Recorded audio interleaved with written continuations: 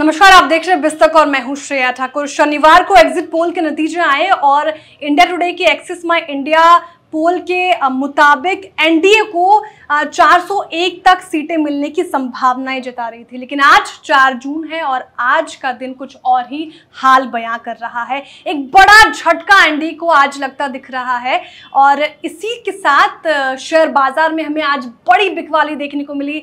धड़ाम हो गए शेयर बाजार, ब्लड बाथ, सारे पीएसयू स्टॉक्स में डेंट पड़ा, सारे सेक्टर्स लालम लाल निशान पर कामकाज करते नजर आ रहे हैं। लेकिन आज हम इससे इतर बात करेंगे कि आर्थिक मोर्चे पर अब जो सरकार बनेगी, अगर वापसी होती है मोदी सरकार की, जो बहुमत थी वो तो नहीं मिलेगी, लेकिन अगर मोदी सरकार की वापसी होती है तो क्या बड़ी चुनौती उनके सामने होगी। इस सब पे बातचीत करने के लिए हमारे साथ मौजूद है वरिष्ठ पत्रकार और मेरे सहयोगी जो अच्छी खासी पकड़ रखते हैं इन सब पे, प्रवीण शर्मा जी। सर नमस्कार। सर सबसे पहला मेरा सवाल तो ये कि अगले 5 साल में आर्थिक मोर्चे पर सरकार के लिए कौन सी बड़ी चुनौतियां हैं? देखिए, कल तक हम सब ये सोच रहे थे और हम लोग डिस्कस भी कर रहे थे कि ये सरकार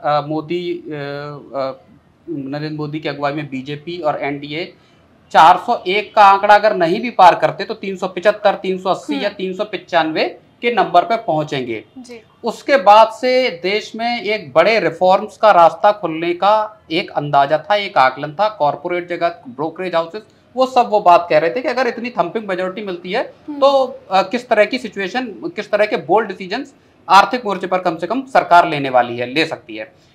अब हुआ क्या है कि आज के जो रिजल्ट आए हैं, जब वास्तविक नतीजे आए हैं, तो वो तस्वीर बिल्कुल उल्टी बयां कर रहे हैं। मोदी जी की बीजेपी 240-45 सीटों पे सिमट रही है और एनडीए अपना 290-295 सीटों पे अभी का जो हम हाल बताएं वो है, यानी 300 से भी कम है। कम से कम 75-80 सीटों का ये गैप है जो एग्जिट पोल्स के और इनके अगर जो वास्तविक नतीजे हैं उसके हिसाब से अभी देखें। और इंडिया अलायंस को इसमें तगड़ा फायदा मिल रहा है, वो 230-35 सीटों पे पहुंच रहे हैं जी। तो एक कड़ी फाइट है इस बार इलेक्शंस में, एक बहुत मजबूत विपक्ष पहुंचने जा रहा है, ये तय है। अब अगर हम ये मान के चलें कि 295 या 290 सीटों के साथ नरेंद्र मोदी जी की अगुवाई में फिर से सरकार बनती है जिसमें बीजेपी को सिंगल पार्टी की मेजॉरिटी नहीं है, ऐसे हालात में मसला क्या है कि जो बड़े रिफॉर्म आने वाले थे, 3 बड़े रिफॉर्म्स की मैं बात करूंगा जिनकी उम्मीद थी, जो आते तो इस देश के पूरे आर्थिक जो सेक्टर है, पूरा आर्थिक माहौल है, उसमें वो बड़ा बदलाव करते हैं। अब वो चीजें फंसती नजर आ रही हैं। तो मैं आपको बताता हूँ तीन बड़े रिफॉर्म। देखिए, इसमें 3 बड़े रिफॉर्म जो मोदी सरकार ला सकती थी, जिसकी उम्मीद की जा रही थी, वो उसमें से एक था लैंड रिफॉर्म, दूसरा था लेबर रिफॉर्म और तीसरा था जो टैरिफ पे रिफॉर्म करना, टैरिफ को कम करना। लैंड रिफॉर्म में क्या होता है? लैंड रिफॉर्म में एक बिल आया था 2013 में, जब मनमोहन सिंह प्राइम मिनिस्टर थे यूपीए की सरकार में। उसका नाम था right to fair compensation and transparency in land acquisition, rehabilitation and resettlement act 2013 जी। तो इसका एक असल में पैरा था, सेक्शन था सेक्शन 10A। 2014 के एंड में जब मोदी सरकार आई तो 31 दिसंबर को मोदी सरकार इसमें एक अमेंडमेंट लेके आई। मतलब इसमें कई अमेंडमेंट थे, लेकिन जो सबसे इंपॉर्टेंट अमेंडमेंट था वो सेक्शन 10A में था।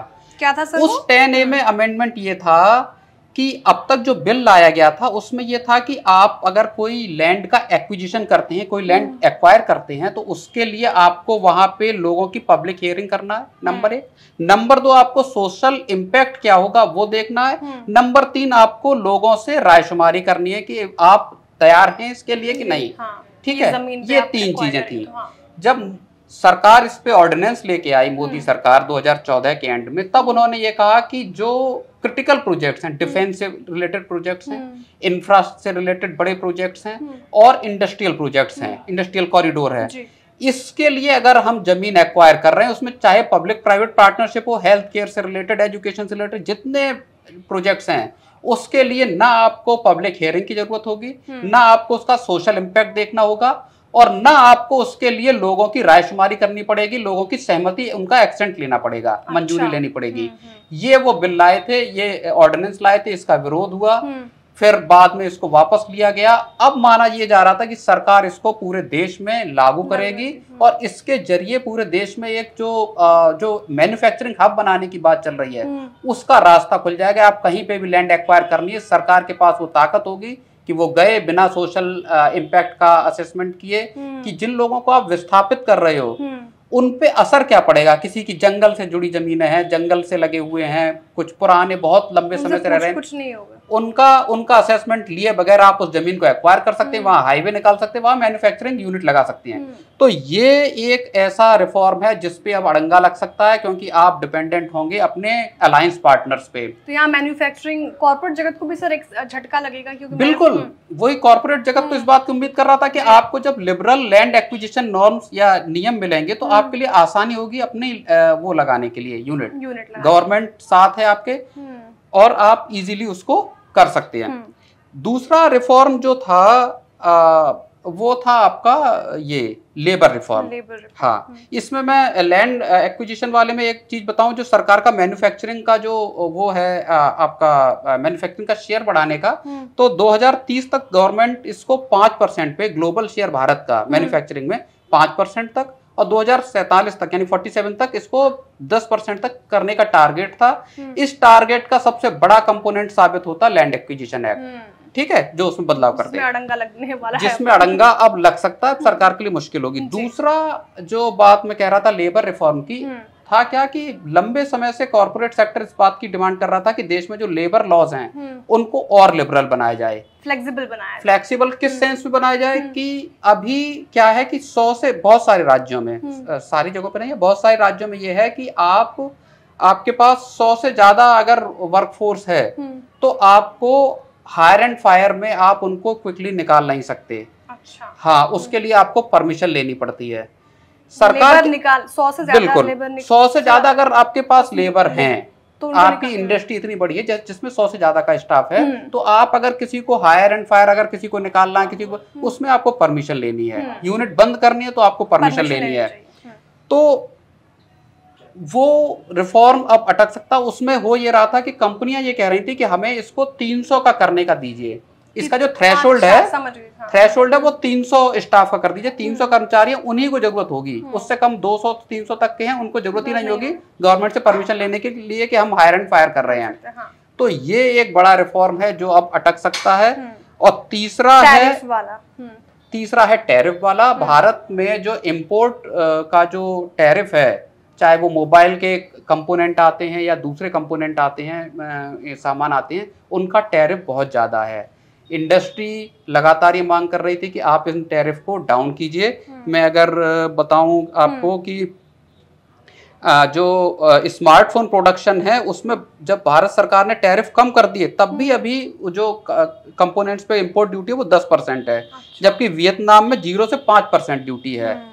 इसी तरह से जो WTO के मेंबर कंट्रीज हैं उनमें जो भारत जो टैरिफ लेता है इंपोर्ट पे वो 18% से ज्यादा लेता है, जबकि चीन 7.5% लेता है। तो ये मांग आ रही थी कि आप इंपोर्ट ड्यूटी कम करिए ताकि हम सामान मंगा सके। हमारे यहाँ जो मैन्युफैक्चरिंग की कॉस्ट है, अगर आप मैन्युफैक्चरिंग हब भारत को बनाना चाहते हैं तो आपको मैन्युफैक्चरिंग की कॉस्ट को कम करनी पड़ेगी।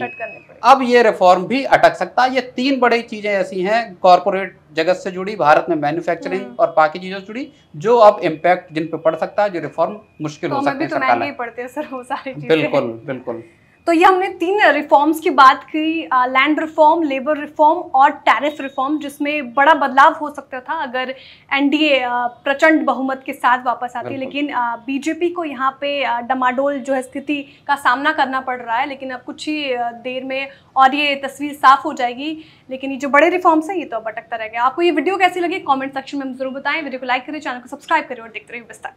बिस्तक आपके लिए लाया है प्रीमियम मेंबरशिप प्रोग्राम, जहां आपको मिलेंगे कई सारे फायदे, जिनमें मार्केट न्यूज़लेटर, लाइव चैट पर आपके सवालों के सबसे पहले जवाब, मार्केट आउटलुक, वीकेंड पर मार्केट स्कैन, एंकर्स के साथ चैट और भी बहुत कुछ। इस प्रीमियम सब्सक्रिप्शन में 3 तरह के प्लान हैं, सिल्वर, गोल्ड और प्लैटिनम, जिनकी शुरुआत मात्र 159 रुपए महीने से होती है। इससे जुड़ना भी बेहद आसान है। बिस्तक के YouTube चैनल पर जाएं, ज्वाइन बटन पर क्लिक करें और अपना प्लान सिलेक्ट करें। बस बन गए आप हमारे प्रीमियम मेंबर।